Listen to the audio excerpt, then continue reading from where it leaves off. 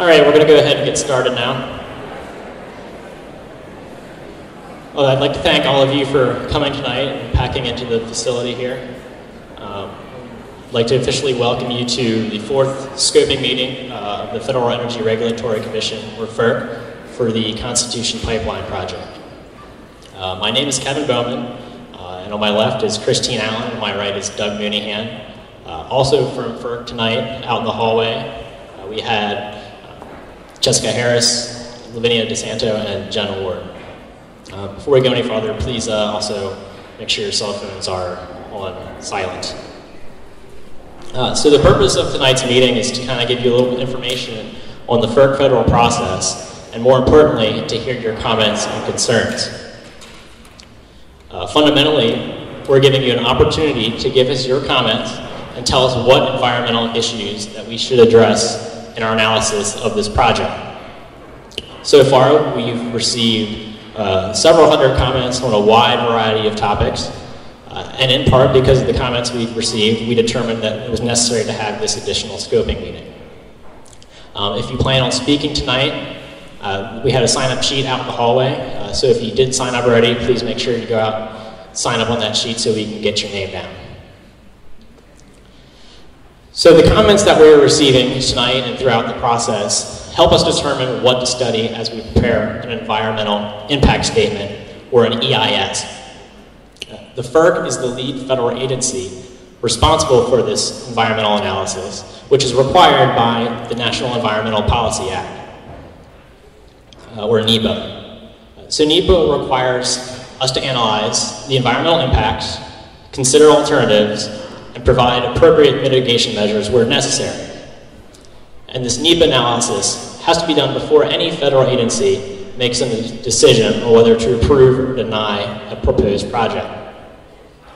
So during our review of this project, we will be working very closely with several agencies. They'll be including for this project the EPA, the Department of Transportation, the Fish and Wildlife Service, Army Corps of Engineers, National Resource Conservation Service, New York State Soil and Water Conservation Commission, and New York State Department of Agriculture and Markets. And these are all we are calling cooperating agencies. As we go through the process, additional federal, state, and local agencies with special expertise are welcome to work with us in our review.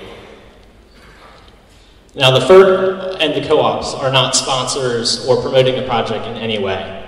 Our sole obligation is to review applications for the authority to build and operate interstate natural gas pipelines. And Constitution Pipeline is in the process of developing an application to submit to us.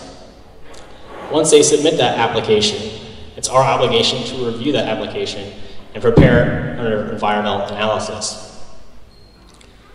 Now, FERC only has jurisdiction over interstate natural gas facilities. Now, that means FERC doesn't have the power to regulate local natural gas production facilities or distribution pipelines. As you know, these facilities in New York are regulated by the New York DEC, Department of Environmental Conservation, and the New York State Public Service Commission. We recognize that you may have concerns regarding these siting and of these gas facilities, production, and local distribution, and I encourage you to voice your opinions to those agencies and your elected officials. Now, we've mailed out several pieces of information which talk about the FERC process. They announce the locations of these meetings, how to file comments, and the deadlines for getting those comments to us. You may be familiar that we extended the deadline to November 9th, 2012 for the end of the scoping period. But I'd like to point out that that's not the end of public involvement for this process, for this project. We will continue to accept comments well after that date and throughout the review of the project. But in order for us to adequately address your comments to the best of our abilities, we request that you get us those comments on what to analyze as soon as possible. Now, I mentioned before that this project is what we're calling the pre-filing process, which means that we don't yet have an application. So we consider this pre-filing process just an extended scoping period. It's where we're educating ourselves about the project, the potential environmental issues, and the impacts. So during this period, we're gathering information. We're gathering information from sources such as the applicant, other federal, state, and local agencies, information from the public, such as comments, and our own field work and research based on the comments that we received. So the next step after all this is that the applicant will eventually file their application. Once we have that, we will analyze the information and all the information gathered during the scoping process, after which we will prepare a draft environmental impact statement. And we'll distribute that draft EIS for public comment. We will mail that to our mailing list. So if you haven't received anything from us, please make sure that we get your name and mailing address outside of the back table so that we can send you that EIS. Now the mailed version will be in a CD, so if you'd rather have a paper hard copy, please let us know at the table or on some of the mailers that we've sent out. Now after we send out the draft EIS, it will have a 45-day formal public comment period for you to send us comments on the environmental analysis. During that period, we'll have another public meeting similar to this in order to offer you another venue to give us your comments on the draft. After that period closes and we've gathered all the comments and all the information to date, we'll then prepare a final EIS. The final environmental impact statement will be sent out, again, to the public, and it will be forwarded to our commissioners at the ferc. Now, the EIS is not the decision-making document on the project. It is merely the environmental staff's analysis of the potential impacts of the project and all of the alternatives. The 5 commissioners at the ferc will use the final EIS, as well as other information, to make a determination of whether or not to grant an authorization for the project. Now, these 5 commissioners are appointed by the president and have backgrounds in energy and policy. These appointees must be confirmed by Congress before they can serve on the commission. More information about the commissioners is on our website at ferc.gov. So I'd like to reiterate, the purpose of tonight's meeting is just to get comments from everyone on the project and what we should be studying. But before we get to that, I'm going to let a rep from Constitution briefly describe their proposed project. So if Cindy is here, there you are. There you go.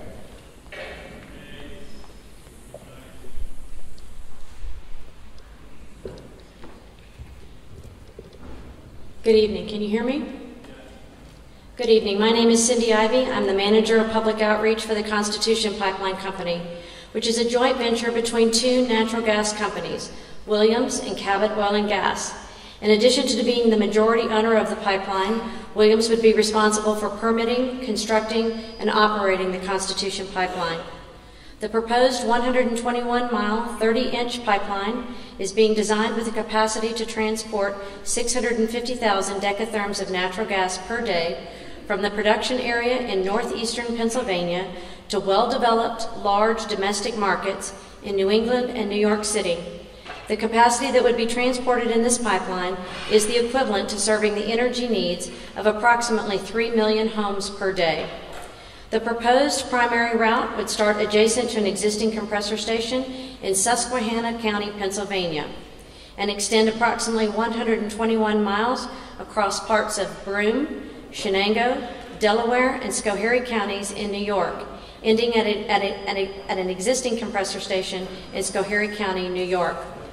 The company is currently examining a 600-foot wide study corridor and has asked for survey permission from landowners along this primary route. The 600-foot wide study corridor allows the company flexibility to make informed decisions regarding the potential location of the proposed facilities. The company is also studying more than 20 route alternatives based on input from stakeholders and agencies, and has adopted alternatives A, B, L, and Q into its primary route. 5 open houses for the primary route, 1 in each county, were held in July.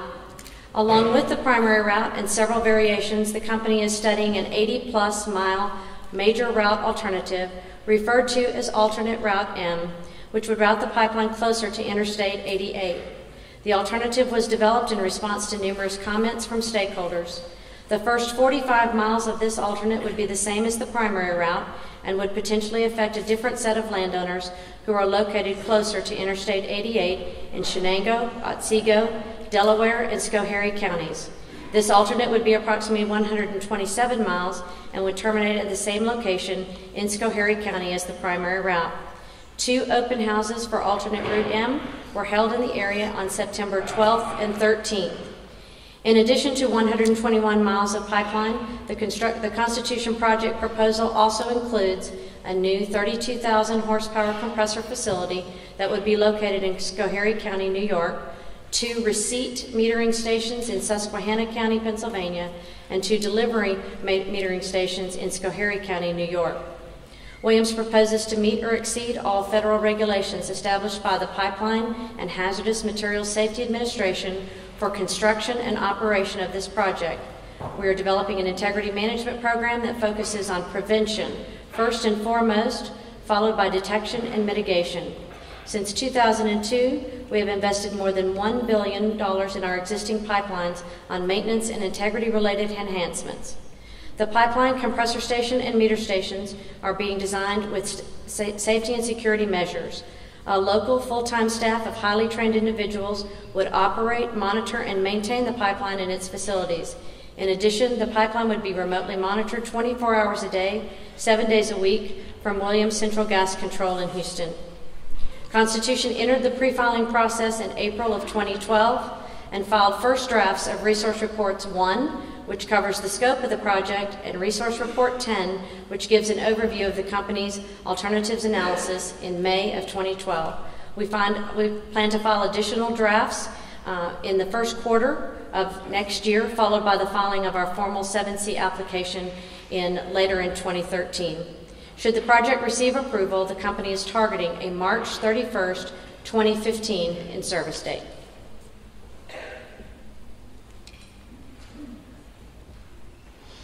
Okay, just a couple things before we start taking speakers.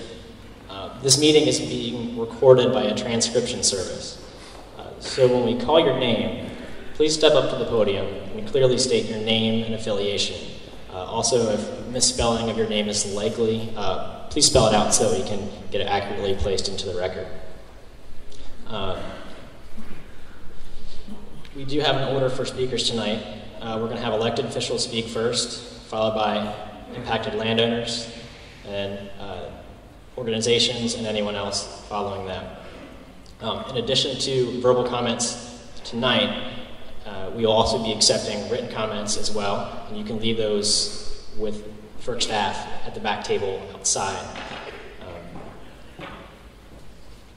So we have a facility until a little before midnight tonight, and we have close to 100 people signed up.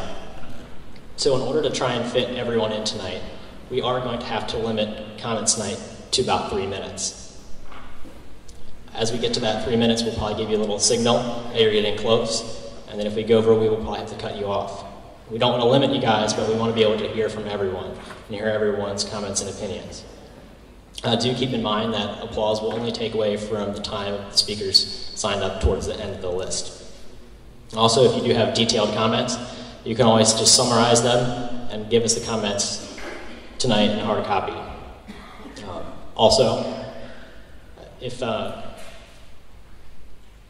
someone has already spoken comments similar to yours, you can endorse them and state the name of the speaker that has already spoken your comments tonight. So. Okay, I'm going to call up 3 at a time in an attempt to get things moving as quickly as we can. First speaker is Julie Huntsman. If I could also have Richard P. Miller Jr. and Darla M. Youngs also come forward. We'll start with Julie Huntsman.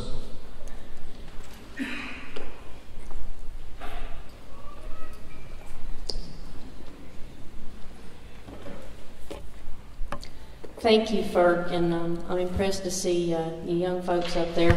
Thank you for setting up the scoping session at Otsego County so the people can be heard. You've got a tremendous responsibility. You bear our trust and you operate in integrity so long as that trust is deserved. My key concern on the pipeline application is that it may be completely unnecessary to start with. By the applicant's own admission, there's no effort made among pipeline companies to seek efficiency or collaboration in transportation of gas. So how does this serve the public interest? Not at all.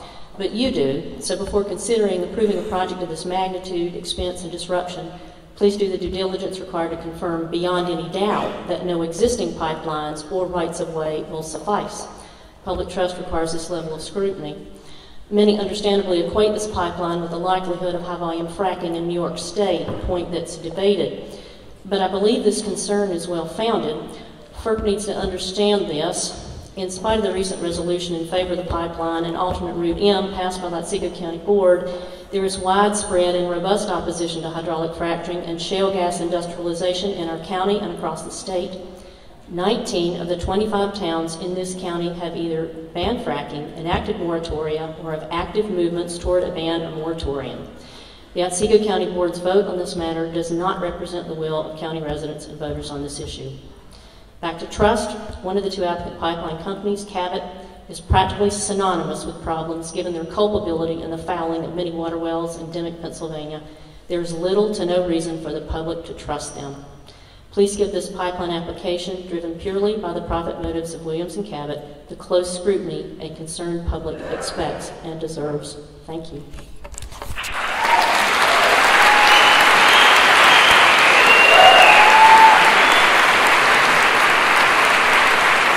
Richard Beller, Jr.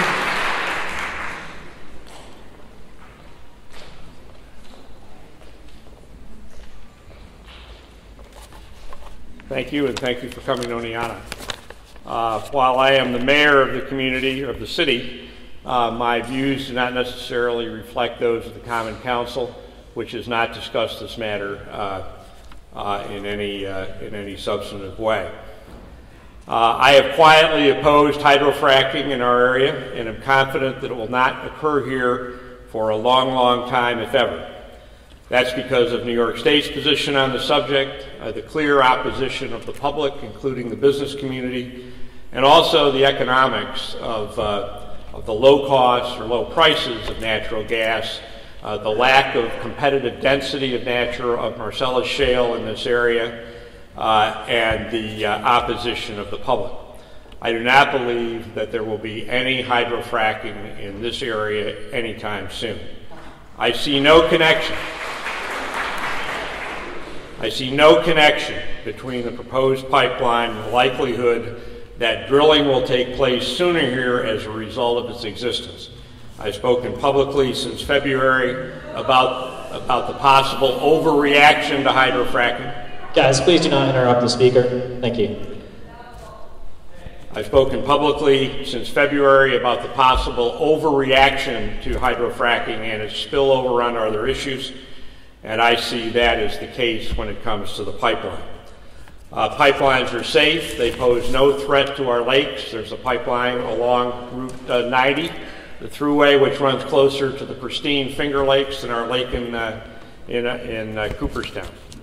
Our area is depressed financially as a result of a declining private sector. The pipeline will create jobs for construction, its ongoing maintenance, and it offers the capacity to make low-cost gas available to local businesses and homeowners. I promise not to shout anybody down after I've finished speaking. To deprive local business of the opportunity for low-cost gas makes it even harder for those entities to compete. The pipeline in the Route 88 corridor will be far less intrusive than the highway has been itself. Imagine what this area would be like without the intrusive Route 88 corridor. It would be a wasteland. For all those reasons, I strongly favor approval of the pipeline project.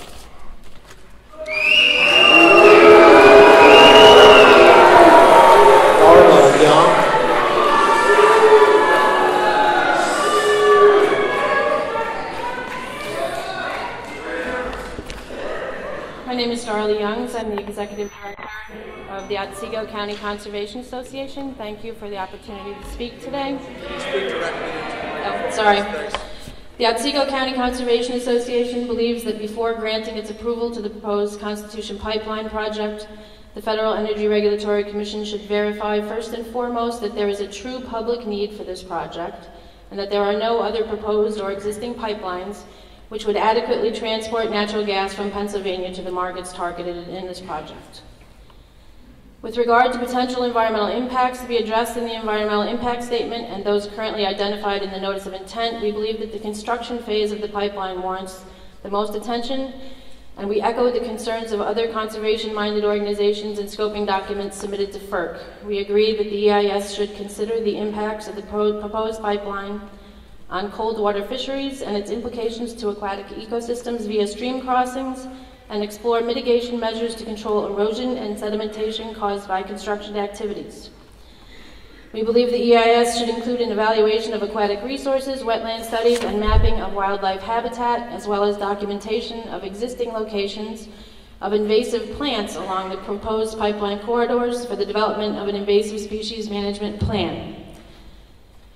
We believe it should contain an evaluation of impacts to federally regulated waters of the U.S., including wetlands, and it should provide an assessment of habitat loss and forest degradation and fragmentation, and determine how these would impact this region's bird populations.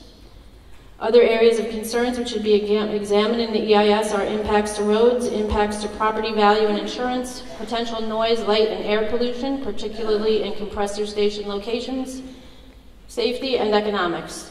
The cumulative impacts of this project, and as well as the impacts of this project in conjunction with other regional activities, must also be considered. Finally, OCC agrees with the Clean Air Council that the alternatives analysis should discuss other means for supplying energy equal to that of the proposed pipeline, including wind and solar, and whether it is possible to eliminate demand for this additional capacity by promoting energy efficiency measures. Rather than disturbing our lands and putting our waters at risk, OCCA believes that our county, our state, and our nation as a whole should focus on decreasing our use of fossil fuels and be turning instead to applications of renewable energy resources. Finally, if FERC does ultimately grant a certificate of public convenience and necessity to the Constitution Pipeline, we ask that the chosen route be that which is deemed best with regard to environmental mitigations and safeguards, and which has the least environmental impact regionally. Thank you.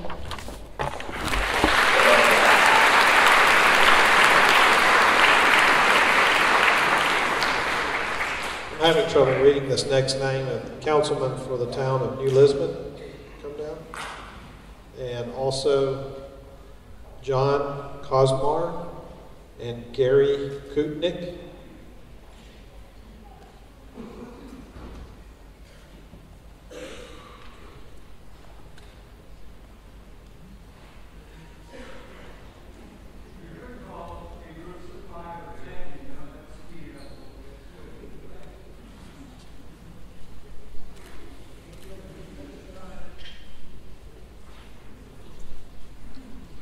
Councilman for New Lisbon.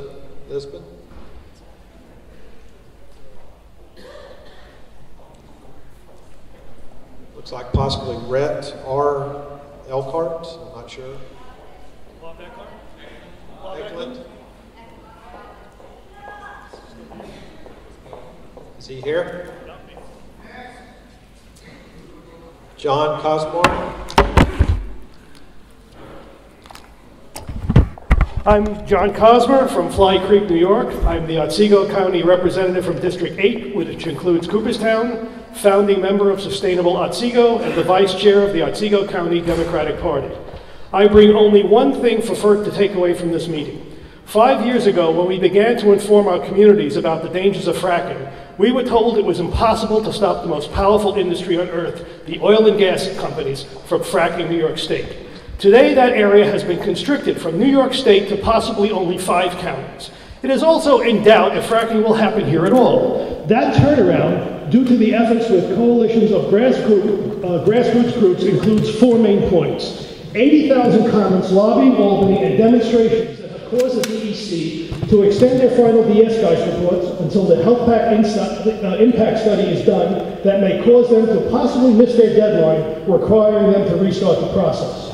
2, hundreds of people in New York State local towns that signed petitions for a ban. To date, that has caused 230 municipalities using their New York State's constitutionally guaranteed home rule rights that have been upheld in 3 New York State court cases to pass bans, pass moratoriums, or progressive institute them. Those numbers grow every day. 3, peaceful demonstrations at fracking-related sites. 4, potential New York State-wide lawsuits that threaten to go on for many years. Our coalition of grassroots organizations have made great strides against fracking in the past, now, and will continue into the future. We have added to those efforts opposing the Constitution pipeline that is inexorably tied to fracking and liquid natural gas export. When I took office,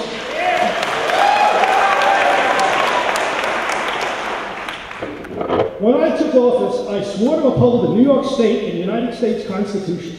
Our grassroots efforts have been in service to upholding the New York State and United States Constitutions and our citizens' rights under them. They include, but are not limited to, New York State constitutional right of home rule and the United States constitutional right of freedom of speech, freedom of peaceable assembly, and the right to petition the government for a redress of grievances. The one thing I bring for FERC to take away from this meeting is if they do not accede to the will of residents of New York State to reject this pipeline, then just as happened with New York State DEC DS-GUICE hearings on fracking, these FERC hearings are not the end, but just the beginning. Thank you.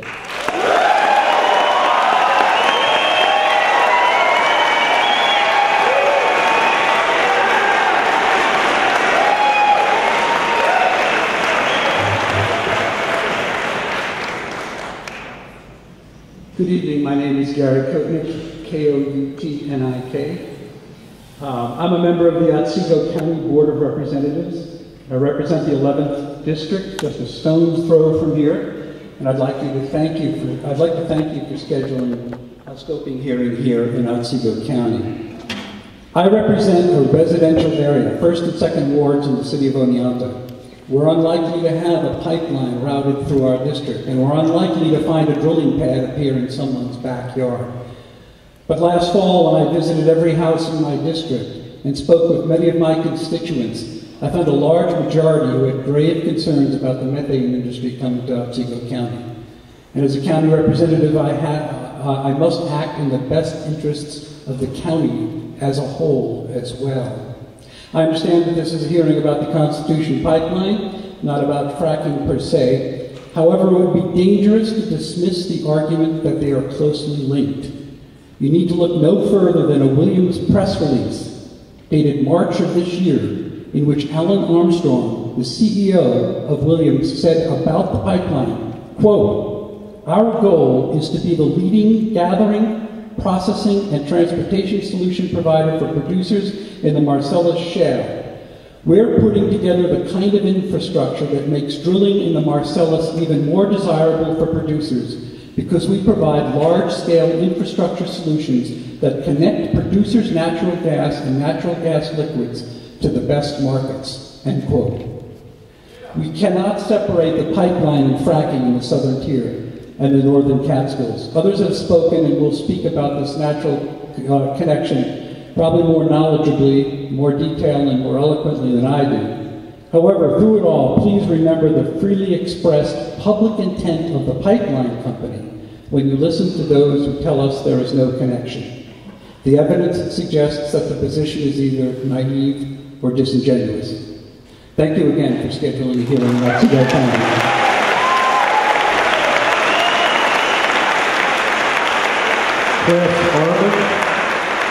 Chris Harmon, Andy Salter, Caitlin Pixley.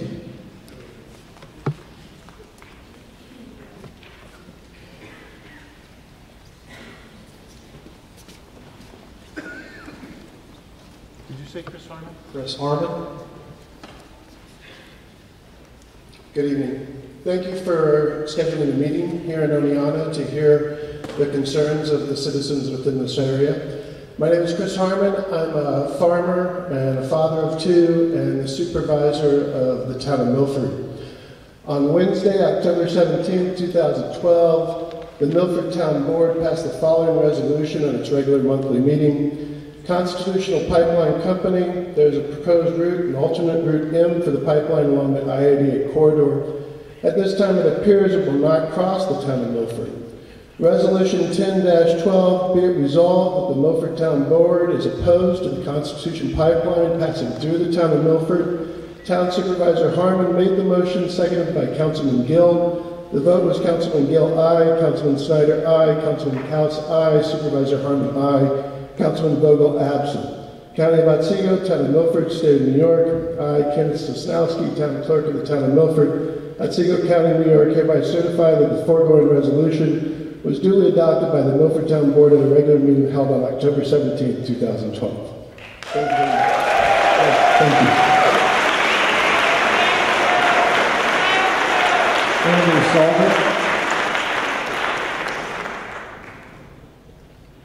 Hello. I'm. Please turn around and address the panel. I appreciate that. Thank you. Okay. My name is Annie Sauter, and our land, we've received a letter from Williams saying that our land was going to be used for a portion of the M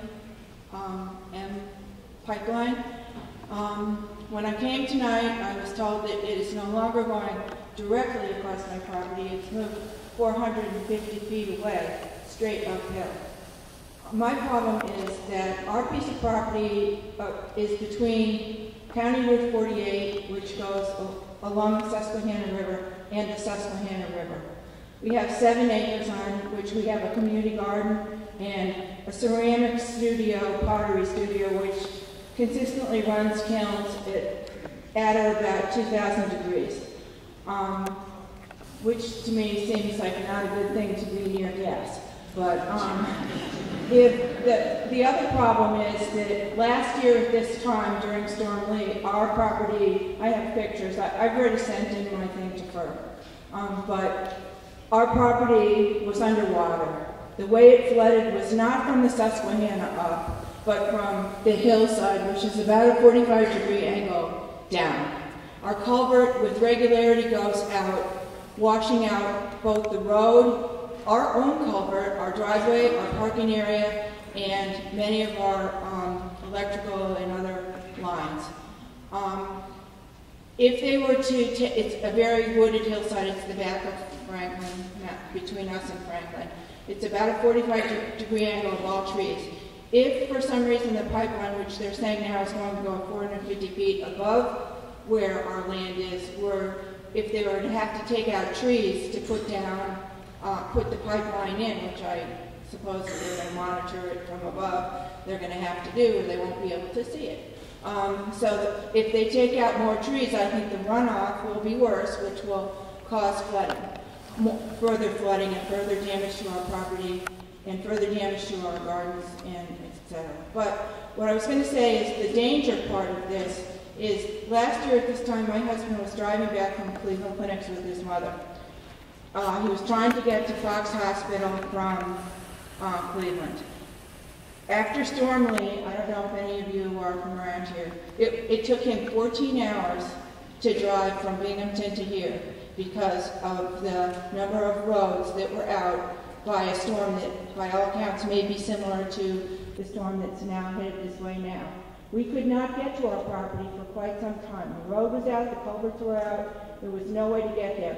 If, God forbid, there were to be an accident, and we live in Schoharie County when there was an accident, and I understand it's propane and not natural gas, but natural gas can also, if it filled up our property, the building, it could blow it up too.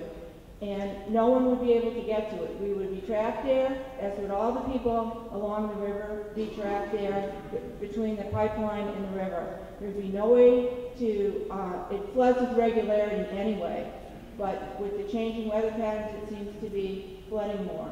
I think that it would be dangerous to put that pipeline there. I don't want it in my backyard, and I don't want it in anyone else's backyard either, because of the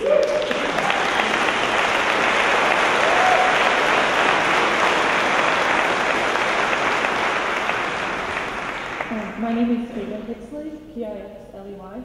I'm testifying on behalf of the Sierra Club Atlantic chapter, but also as someone born and raised in one of the potentially affected communities, and one that has a stake in the potential impacts this pipeline could have on the air, land, water, and community. My family's 150-acre farm in Bainbridge, New York, has been in my family for generations, and is one that stands to take over that land when my parents pass on. The preservation of the land is something I hold near and dear to my heart. I have attended several stakeholder meetings hosted by the Constitution Pipeline, where I have heard time and time again that this pipeline will not lead to fracking infrastructure in New York State. But that's exactly what this pipeline is, a way to carry gas from Pennsylvania to New York, infrastructure to spur the future development of natural gas drilling in New York. So because of this, I urge FERC to thoroughly examine the potential impacts of this project, as well as determine the actual need for an additional pipeline in the Marcellus region. I would ask FERC to examine the following. As you stated, NEPA requires FERC to consider the full range of environmental impacts. This includes direct, indirect, and cumulative ecological, aesthetic, historic, and cultural impacts. From a conservation perspective, it is imperative that you document all of the endangered species along the route and the status of the endangerment. Also, document the potential impact of fragmentation on these species. Next, the air quality issues need to be examined. Diesel emissions and particulate matter during pipeline construction are substantial. Methane emissions from operating pipelines can be very detrimental and have already caused measurable human health impacts. Issues surrounding human health include exposure to volatile organic compounds, noxious emissions, and carcinogens. These potential health impacts need to be addressed. Lastly, cumulative impacts, as stated before, this pipeline is the conduit for future hydraulic fracturing in New York State. The potential cumulative impacts of past, present, and future actions need to be taken into account when studying this project. What are the potential impacts of pipelines, access roads, compressor stations, and other infrastructure through farms, forests, and other natural areas, including wetlands, streams, and other vulnerable habitats? This development won't take place in a vacuum, and this needs to be addressed. In conclusion, it can be argued that the Constitution Pipeline is not even needed in New York. There is current infrastructure to carry this gas to market. The U.S. Fish and Wildlife Service Field Supervisor David A. Stillwell raised concern over the need for this project in early October 2012, stating that existing pipelines can carry gas from PA to the New York City area. These pipelines include Tennessee Gas 300, the Stagecoach to Millennium Route, and Texas Eastern. The threat of another pipeline is one that is unnecessary and further perpetuates the continuance of our overconsumptive society.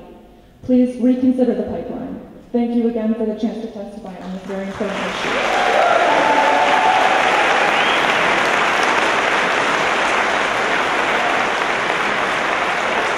Barbara Loeffler, Chris Bright, William Cook,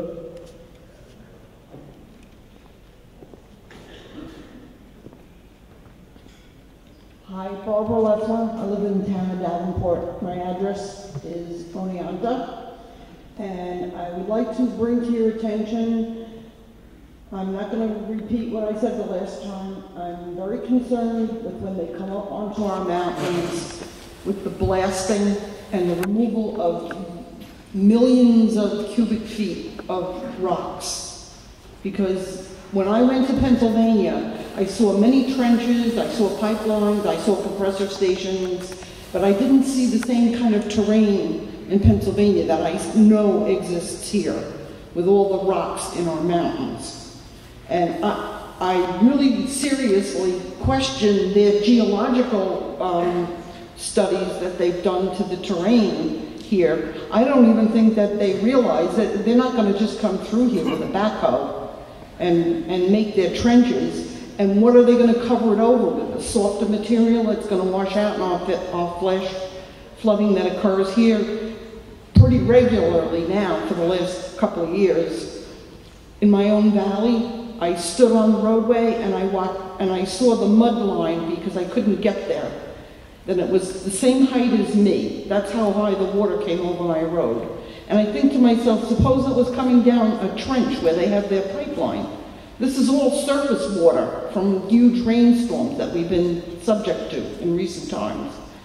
So I would really like you to have them somehow do some kind of a geological survey, because they're coming into hard rock mountains. They're not going into soft terrain. And I think the potential for damage to their pipeline is huge, which means we're all at risk of undermined huge pipelines. Even the bridges down in Schoharie, I mean, huge amounts of water. I don't know if you've ever seen the damage from some of these flash floods, but it's incredible when you see whole bunches of houses just pushed up in a big pile, and then you say, what's going to happen to that Constitution pipeline? How are they going to shore that up? What's going to happen? How will they get to it if it actually ruptures from boulders and houses?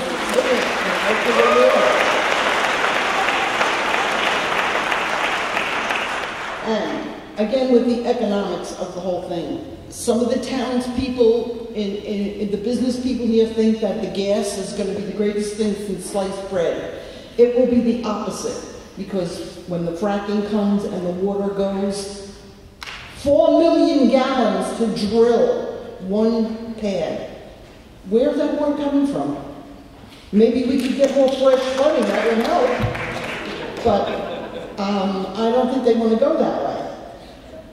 So they need to study that, because Oneonta will be a dust bowl without water. They think 88 saved them. Water is what saves them. Without water, we are nothing. We can all just wither and go away.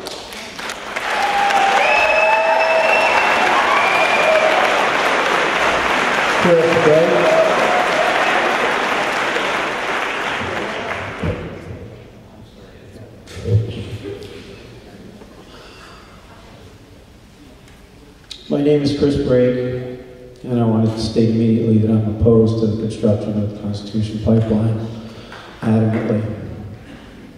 Thank you for allowing for an additional ferc scoping hearing in Otsego County, but I respectfully request that the same level of fairness be extended to the citizens of Delaware County.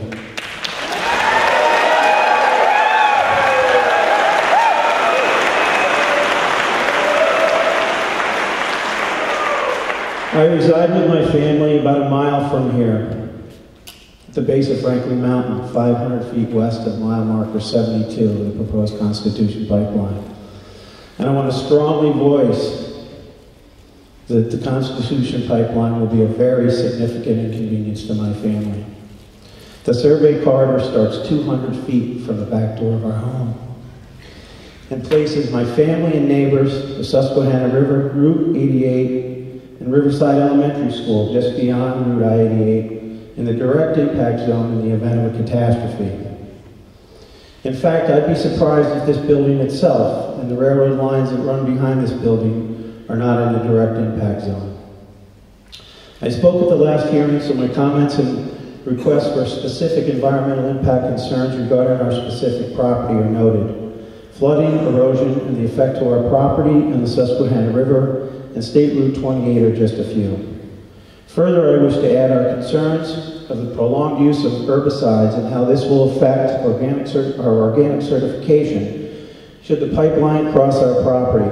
Additionally, how will this impact all organic farmers along the entire 120-mile proposed pipeline route? With many states and national certification agencies being used by the organic farming community, I request that you not only limit your study to the requirements of the New York State-based organic certifiers, but organic certifiers nationally across the country, as requirements are likely to change with certifiers adopting more stringent requirements in the future. I'd like to say that in my mind, this pipeline represents more than a conduit for Pennsylvania-based fracked natural gas, but the start of the infrastructure for the southern tier-based fracked natural gas.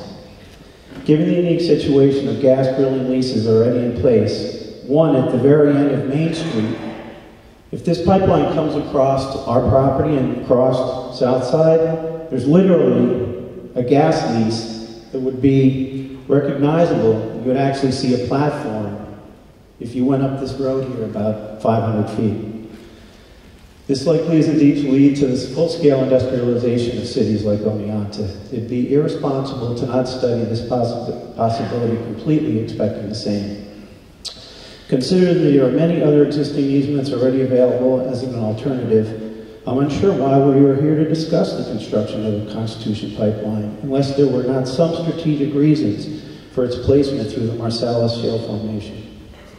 To think that we and others could lose their property to the construction of a pipeline that supports private investors is beyond understanding and seemingly unconstitutional.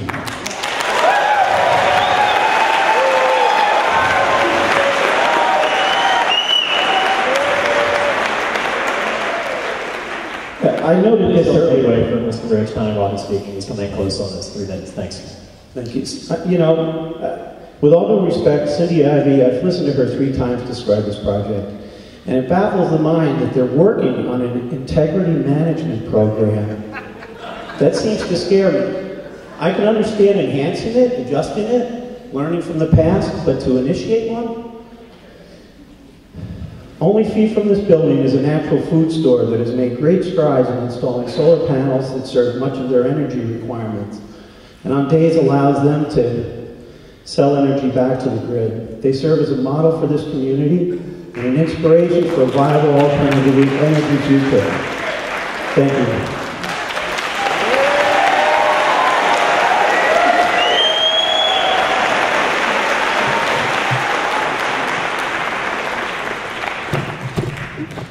Good evening. My name is William Cook, and I work for Citizens Campaign for the Environment. We are an environmental and public health advocacy organization. I also am an organic farmer, hog farmer in Schoharie County. And Caitlin did a great job from Sierra Club on mentioning the environmental things you should look at, so I just want to take a little time to remind folks. One of the things that's unfortunate in this business is the industry gets to make the names. So they go with Constitution Pipeline. I honestly think we should call it unconstitutional pipeline. Now here's why. Because there is no demonstrated need. There's plenty of pipelines already existing. So they want to use eminent domain to take our land with no compelling reason. And so, of course, you name the company Constitution Pipeline because doesn't that make sense? These companies, by the way, do business in other states, as you know, and just next door to us, those nice folks in Pennsylvania have suffered through 1,400 violations of the law by one of these companies. 1,400. Now, it's a big company. Now, maybe some stuff goes bad once in a while, so there's 5 or 10. Well, they're doing a lot around the world, so maybe there's 100. In Pennsylvania, there were 1,400 violations. Oh, these are nothing important. They're just health and safety and environmental. No big areas. Nothing of concern. So we got a situation where we don't need the pipeline. They're going to use eminent domain. They're going to crash our property values. Those who live right above it will get a little money.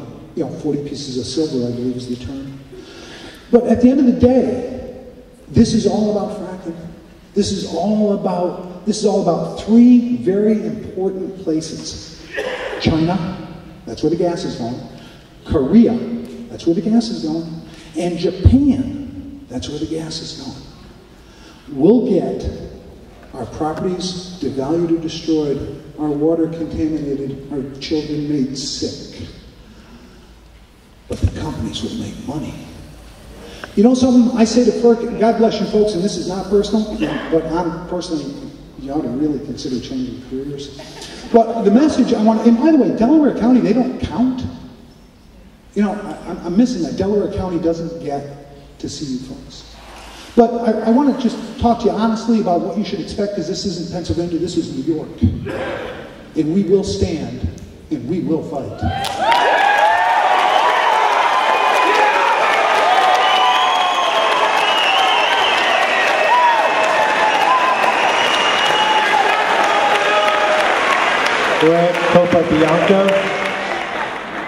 Greg Copa-Bianco, Phil Hurlber,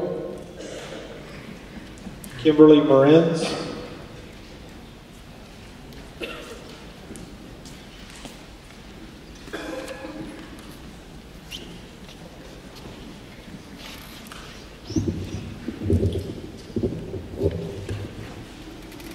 My name is Greg Capobianco.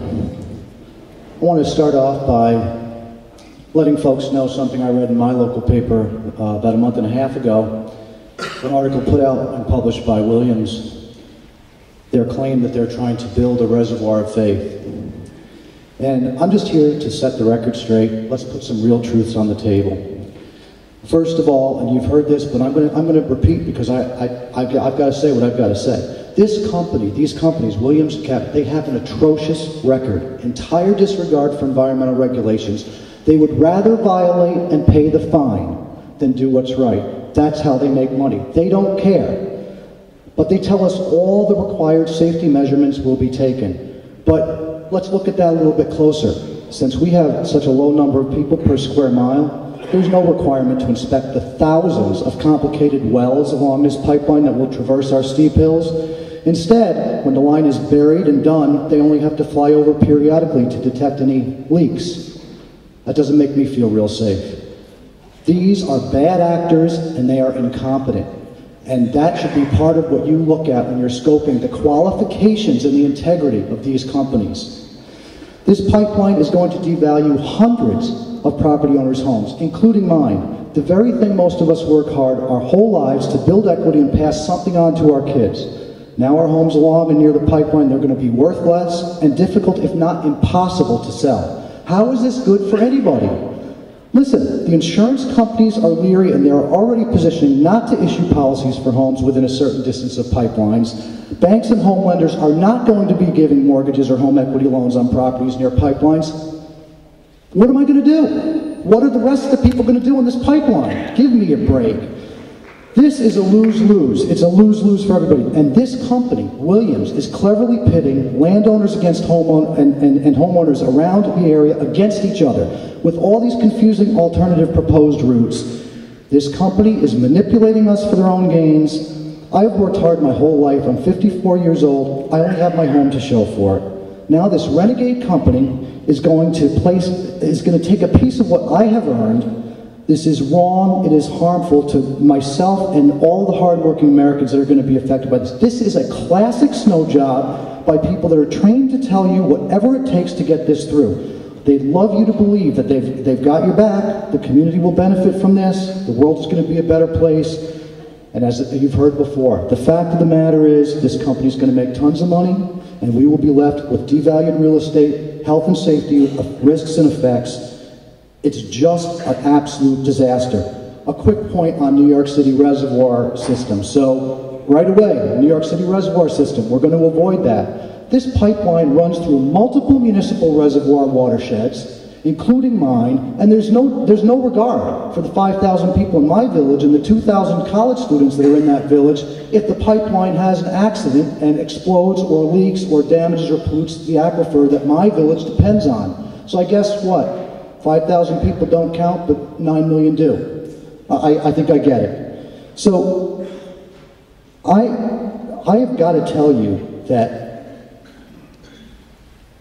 we are, as the person prior said, we are going to fight this. We are going to exercise our rights as taxpayers and citizens and members of the community. We are very familiar with adversity. Someone mentioned the floods here. I don't know if you have any clue what happened here a year and a month ago. It was unbelievably devastating. We have more resolve than you could ever imagine, and we are not going to back down.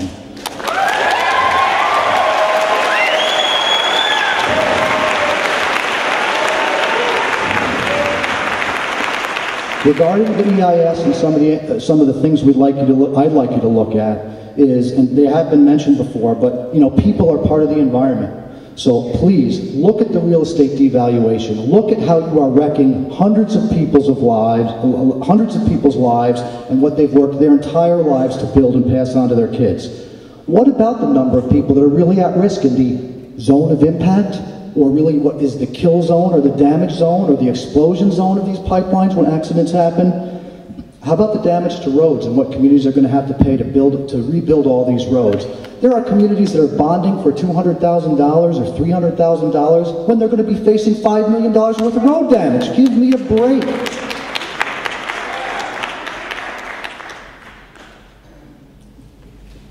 I would like I would like you to look at the seismic issue. There have been an increasing amount of seismic activity that's been recorded in upstate New York. I think it is something that really needs to be looked at, especially in a shaky and patchwork karst subterranean geology that we have around here. And I'm just going to close with, look, you know, running roughshod over homeowners and wrecking people's lives, it should not be what we do in 2012, maybe in 1890, but not now and not here. Williams sees us as another podunk rural area full of people they think they can bowl over, and maybe they can pull this off in Pennsylvania, but New Yorkers are different. We won't stand for it. We are smart, strong, determined, and we will not back down. We love and respect and value our land. We won't take it lying down. We won't stand for it. We will fight you. Thank you.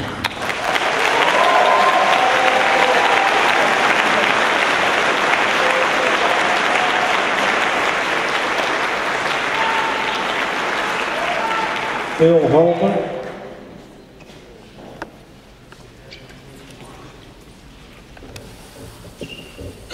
My name is Phil Hulbert, H-U-L-B-E-R-T. My family and I own property in East Meredith, New York, and we are potentially affected landowners by the Constitution Pipeline.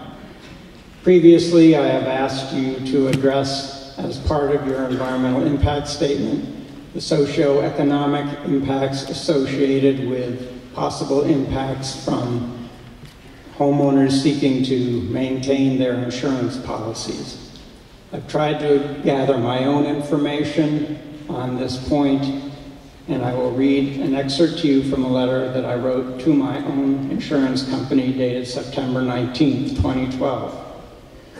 I have heard that I might not be able to maintain my current homeowner's policy if in fact the pipeline is built and it crosses my property.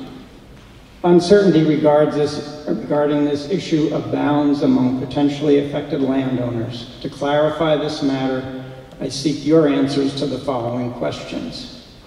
If the pipeline is built across a portion of my property, will you renew my current policy?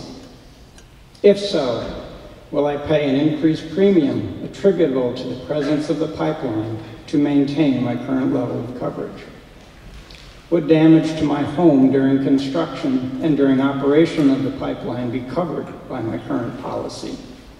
And lastly, can you provide me with any other non-confidential information about the known or potential impacts of pipeline construction and operation on the homeowner's insurance policies that you issue? As of this morning, I received no written reply to my inquiry of September 19th. So I called the property insurance company and spoke to them. And they had my letter. They were still discussing how to reply, but basically they indicated by policy they would not reply to hypothetical questions. These would not be hypothetical questions if in fact there is a pipeline that crosses the landowner's property. Accordingly, I wish to refocus my remarks and ask you and your EIS to thoroughly address this for individual landowners and cumulatively across this pipeline. And in stating my position, my family and I remain opposed to the Constitution Pipeline. Thank you.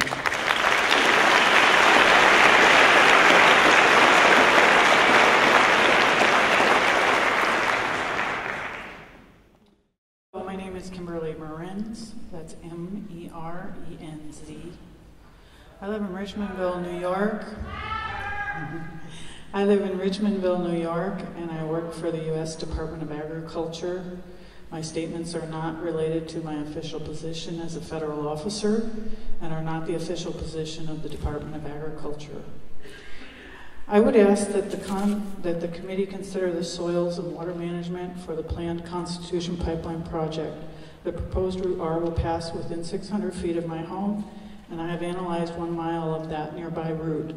Proposed Route R would be buried in soils which are predominantly Volusia, Channery Silt Loam, Martin Channery Silt Loam, Lordstown, and Ocagua, very stony soils, Lordstone, Channery Silt Loam, and Chippewa and Norwich stony silt loams. The suitability rating in these soils for shallow excavation is very limited and unfavorable for trenching.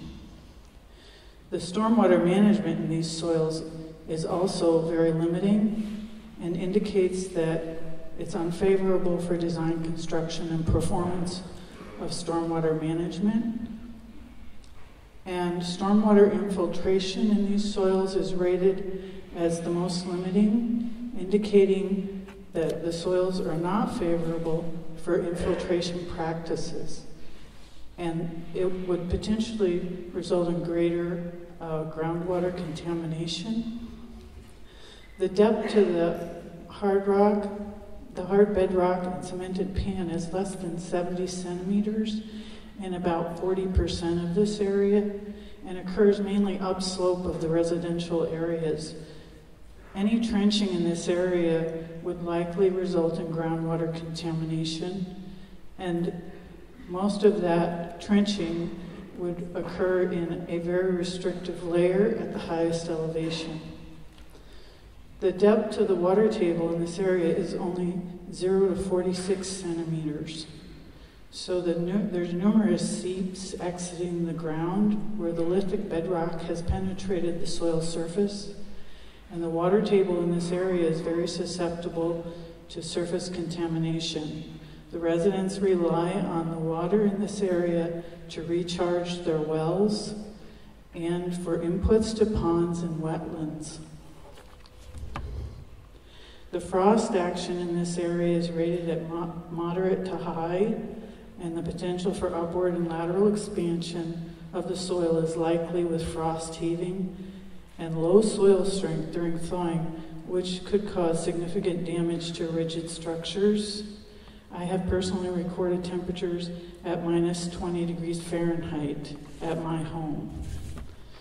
Many of the soil types in this area also present a moderate to high risk of corrosion, and special site examination needs to be made to determine if there is a severe hazard for corrosion in this area. This information was gathered from the USDA Natural Resource Conservation Service soil survey site.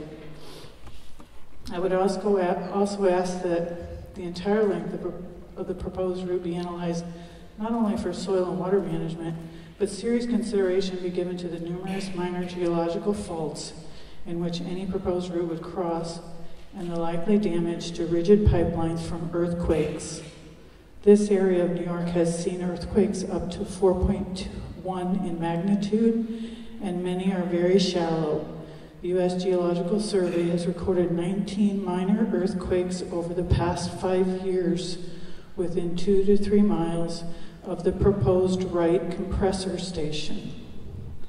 I would also ask that a complete survey be conducted for the Indiana bat, which is a federally listed endangered species in Schoharie County, and for the following aquatic species of special concern in New York State: the eastern hellbender, the marbled salamander, the Jefferson salamander, the blue-spotted salamander, the long-tailed salamander, the eastern spadefoot toad, and the southern leopard frog, as well as any other endangered, threatened, or species of special concern to New York, as any occurrence of these species may be delimited and documented in order to determine the potential impacts to their limited populations. Finally, I would ask that we all remember that our ancestors came to this country for their freedom and fought and died for our freedom to speak. When we deny even one of our neighbors their freedom to speak, we dishonor all those who have died for that freedom. May you and all beings be happy and free from suffering. Thank you.